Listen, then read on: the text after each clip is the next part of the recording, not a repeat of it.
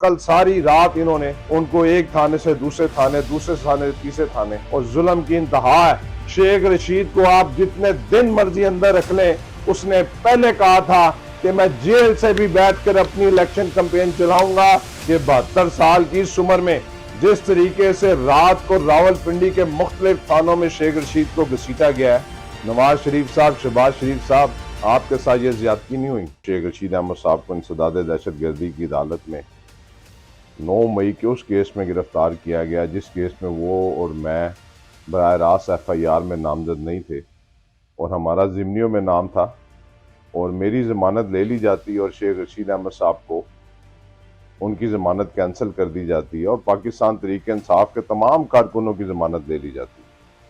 100-125 के लगभग जितने कारकुन थे, लेकिन एक शेख रशीद अहमद साहब की ज़मानत इसलिए कैंसिल की जाती है कि मेरी समझ से बालातर है।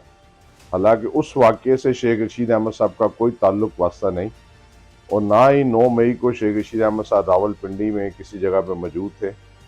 बहरहाल हमें अदलिया पे यकीन है, अदलिया इंसाफ फराम करेगी।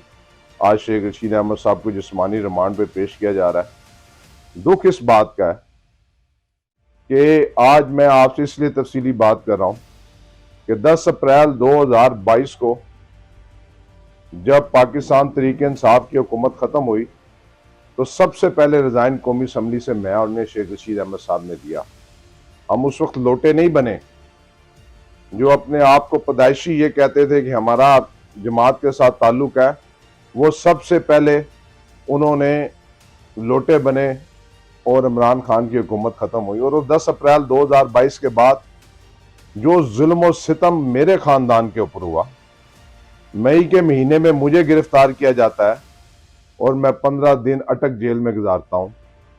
उसके बाद फरवरी के महीने में शेख रशीद अहमद साहब को गिरफ्तार किया जाता है और सख्त सर्दी में शेख रशीद अहमद साहब रावलपिंडी की अदालतों में, मरी की अदालतों में धक्के खाते हैं। उनको सीढ़ियों से धक्के दिए जाते हैं, लेकिन वो उफ तक नहीं कहते। 20 दिन की जेल काट कर बाइज्जत बाहर आ जाते हैं।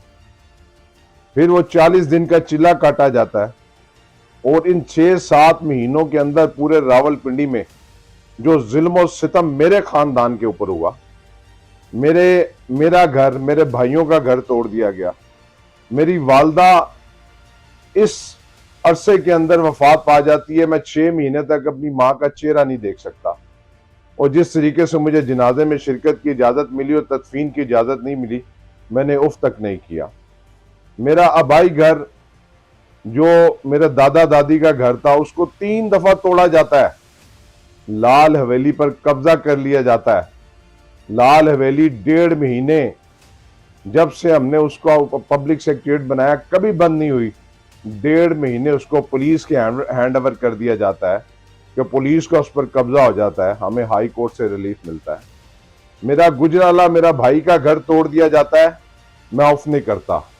छांगा मांगा में मेरे वालिद साहब का घर तोड़ दिया जाता है, मैं उफ तक नहीं करता। लाहौर में मेरे पुप्पियों के घर तोड़ दिए जाते हैं, मैं उफ तक नहीं करता। मेरे दोस्तों को उठा लिया जाता है, उनके 10-10 साल के बच्चों को उठाकर थानों में बंद किया जाता है, मैं उफ तक नहीं करता। उनकी हामला बीवियों को उठा लिया जाता है, मैं उफ तक नहीं करता।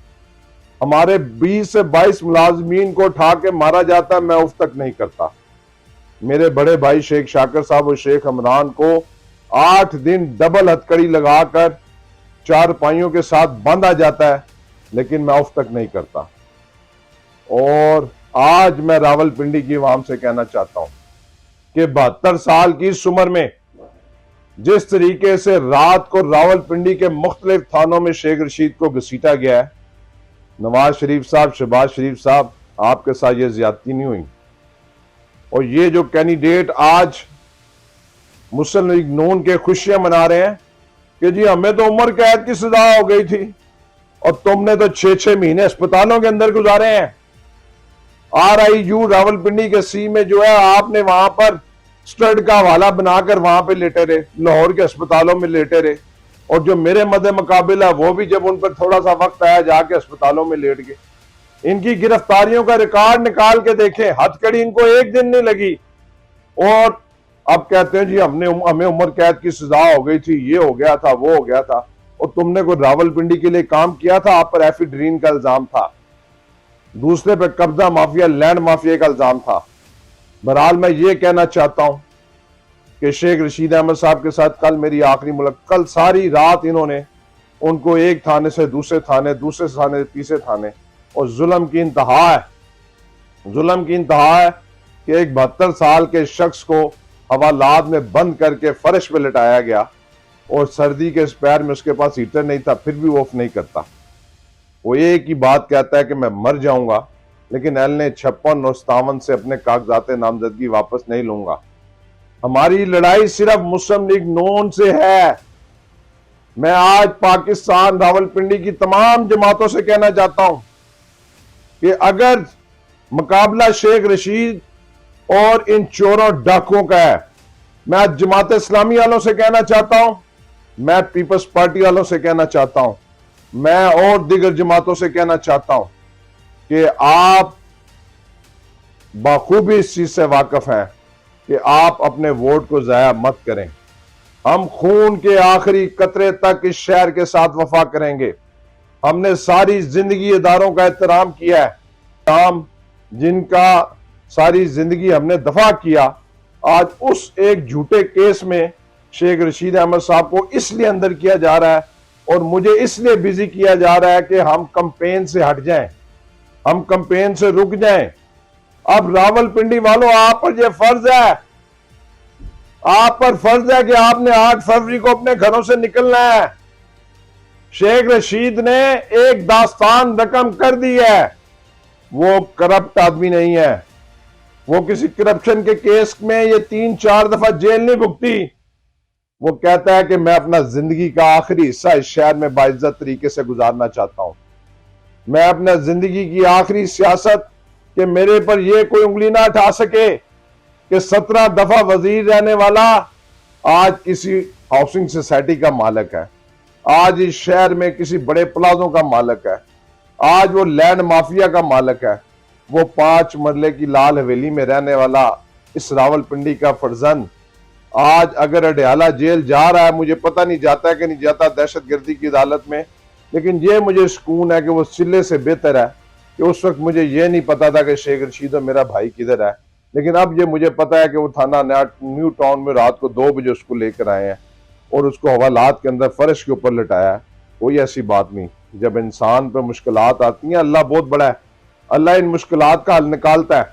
लेकिन रावलपिंडी वालों, हम आपके साथ खड़े हैं, खून के आखिरी कतरे तक खड़े हैं और खून के आखिरी कतरे तक NH 56 और 57 से कलम दवात पर इलेक्शन लड़ेंगे।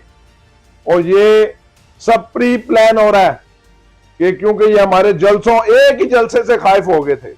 जो पहला हमने जलसा किया, इन्होंने कहा इनका रास्ता रोकने का वाहिद हल ये है कि चचा को जेल में डाल दिया जाए, भतीजा कचहरी और अडयाला जेल के बाहर धक्का खाते फिरेगा। मैं आज कोर्ट की कार्रवाई देखूंगा और आज इसे इंशाअल्लाह ताला भरपूर तरीके से 56 में शेख रशीद अहमद साहब की कैंपेन करने जा रहा हूं। और 57 के लोगों से कहना चाहता हूं कि जिन जगहों पर मैं ना पहुंच सका, तो आपको पता है कि मेरा शेख रशीद मेरे वालिद की जगह है, आपने खुद वहां पर मेरी कैंपेन चलानी है। मैं आऊंगा, ये नहीं कि नहीं आ रहा।